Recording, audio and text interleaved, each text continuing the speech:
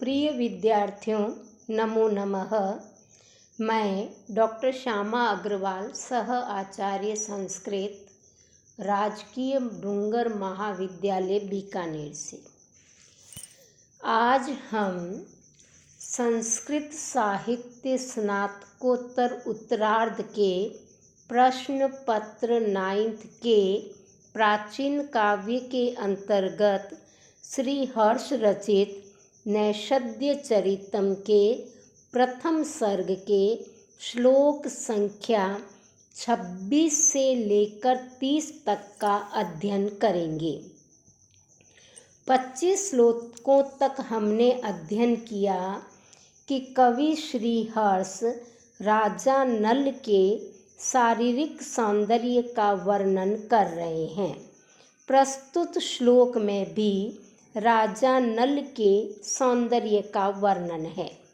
कवि कह रहे हैं, महीभृतस्तस्य च मन्मथ श्रिया, तस्य उस नल की, महीभृतः उस राजा नल की, मही पृथ्वी, भृतः भरतार भरण पोषण करने वाला पृथ्वीपति राजा नल, उस राजा नल की मन्मथ श्रिया, कामदेव के समान कांति, तम प्रति तथा उसके प्रति, निजस्य चित्तस्य अपने मन की इच्छा के कारण, उस राजा के प्रति जगत त्रयी भुवाम, तीनों लोकों की, नत भ्रुवाम तिरछी भौहों वाली सुंदरियों को, द्विधा दो प्रकार का, मन्मथ विभ्रमः काम विभ्रम अभवत हुआ।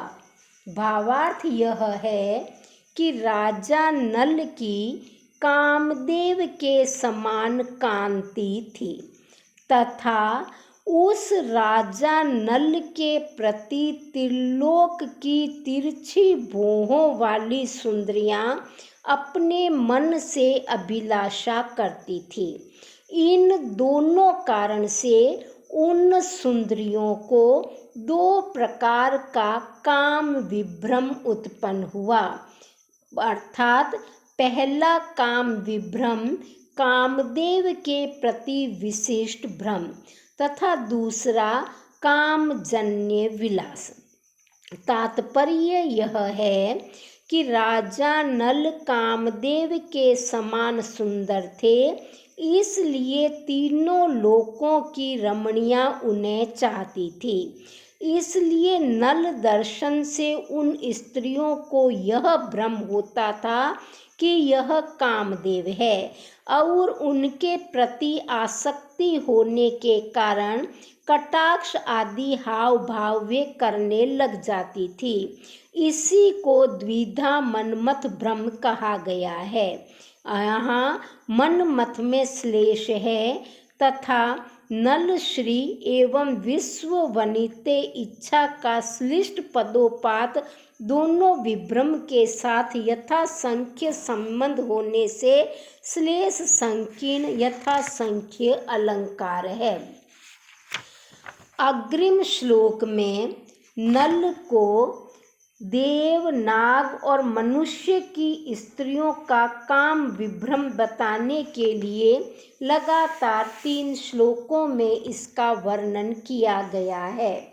निमिलन भ्रंश जुषा दृशा भृशम, निपीय तम य स्त्रीदशीभिरर्जितः, त्रिदशीभि 3 और 10 अर्थात 13 वर्ष जिनकी उम्र मानी जाती है वह होते हैं देव। ऐसा माना जाता है कि देवता हमेशा 13 वर्ष की उम्र वाले होते हैं। तो त्रिदशी भी जो देव पत्नियां हैं, देवांगनाएं हैं, देव स्त्रियां हैं, उन देव स्त्रियों ने निमिलन भ्रंश जुषा अपलक दृष्टि से, बिना पलक झपकाए दृष्टि से तम उस नल को भृशम अत्यधिक निपीय पिया, अत्यधिक तृष्णा से देखा।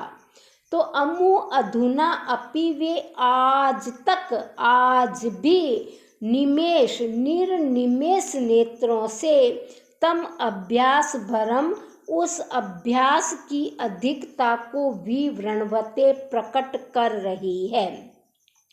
देव तथा देवियाँ या देवता तथा देवताओं की पत्नियों के लिए पलक न झपकाना स्वाभाविक है, क्योंकि ऐसी हिंदू पौराणिक मान्यता है कि देव अपने पलक नहीं झपकाते हैं, वो अपलक रहते हैं, निर्निमेष रहते हैं। परंतु कवि उनकी इस बात में उत्प्रेक्षा करता है कि सुंदर और युवा नल को देखने के लिए ही देवताओं की स्त्रियों ने पलक न झपकाने का अभ्यास किया था, और वह अभ्यास आज तक उनमें विद्यमान है। वो बड़ी तृष्णा के साथ नल को देखती थी और अपनी पलकें नहीं झपकाती थी। वो पलकें आज तक नहीं झपक रही है। अदस तदा कर्णी फलाड्य जीवितम दृशोर्द्वयम नस्तदवीक्षी चाफलम चक्षुः स्रवसाम, आंखें ही जिनकी कान है, अर्थात सर्प नाग।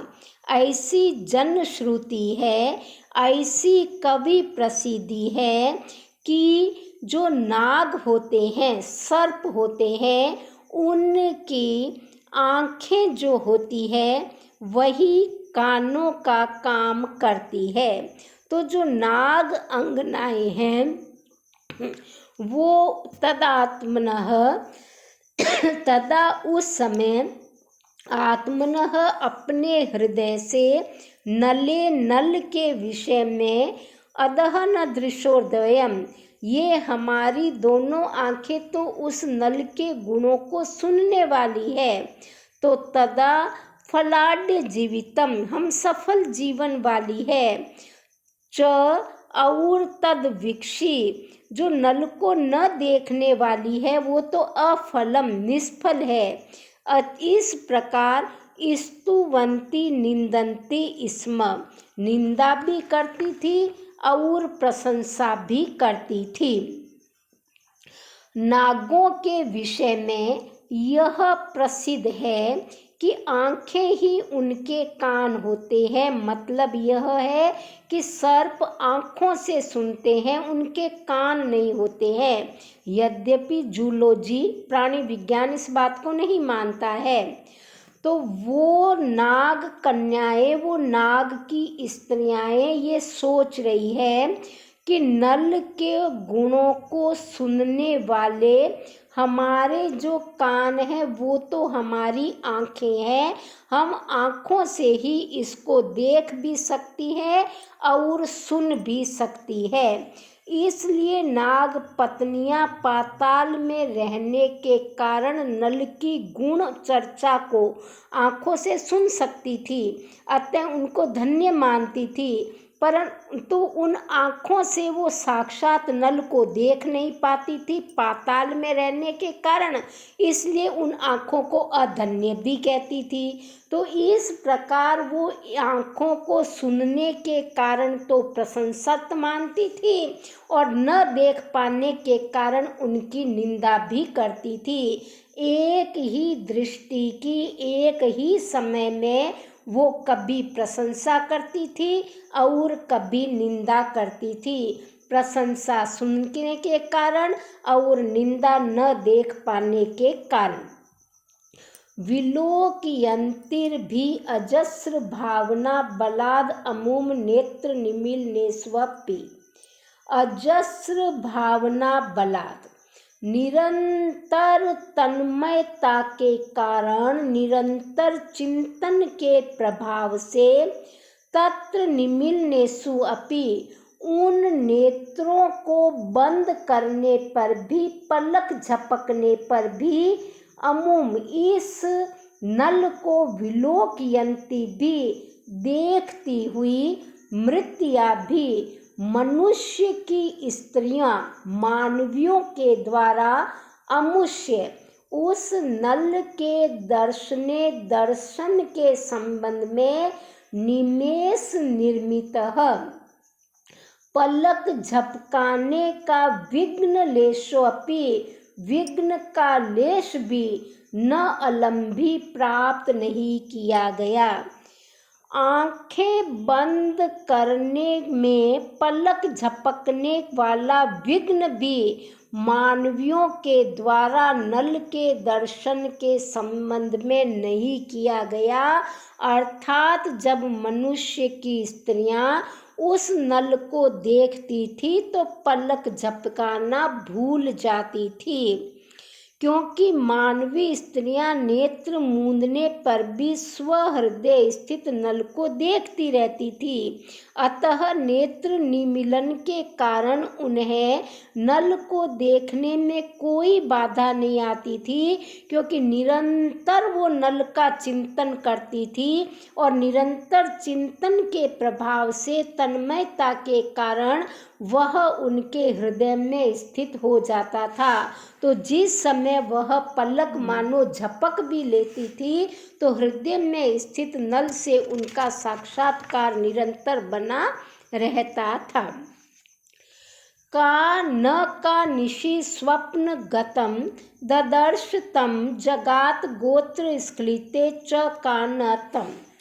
का कौन स्त्री ऐसी होगी जिसने कि निशि रात्रि काल में स्वप्न गतम स्वप्न में आए हुए उस नल को न ददर्श नहीं देखा, च और का कौन वह स्त्री होगी जो कि गोत्र स्खलिते नाम लेने की भूल में तम उस नल को न जगाद नहीं पुकारती है, वा अथवा का वह कौन स्त्री होगी जो कि रति क्रीड़ा में तदात्माध्यम उस नल रूप से पति का ध्यान करने वाली, अपने मनोद्भवम अपने मन में स्थित काम को जिसने प्रकट न चकार नहीं किया है।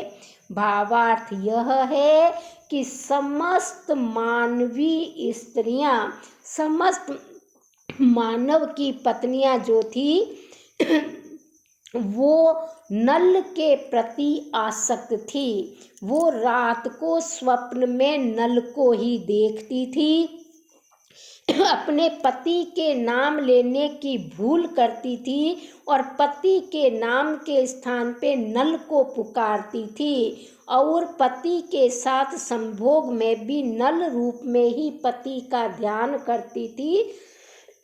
इस प्रकार समस्त मानवियां नल के प्रति आसक्त थी।